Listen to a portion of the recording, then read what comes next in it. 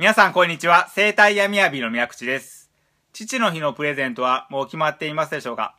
結構ね、プレゼントっていうのはもう定番になってしまって、ネクタイであるとか、ボールペンであるとかね、もう毎年同じようなものを送ってしまうっていうのはあると思うんですけれども、枕というね、体の方を気遣ったプレゼントというのも非常に喜んでもらえるんじゃないかなと思います。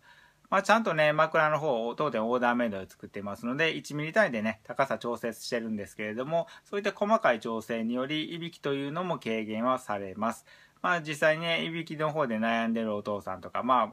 悩んでるのはね、家族の方の方が悩まれてるかもしれないですけれども、そういったプレゼントとしてあげることによって、お店に来てもらうことにはなるんですけれども、それで来ていただければ、高さの方をちゃんと調節して、軌道をね、広げていけるだけ広げてあげますので、実際そう広げてあげると、だいぶそのいびきというのは軽減しやすいです。いびきの原因としては何らかの理由でね、空気の通り道狭くなっているというのがありますので、そういういびきですね、軽減させるためにはちょっと軌道を広げてあげて、楽にリラックスできれば、かなり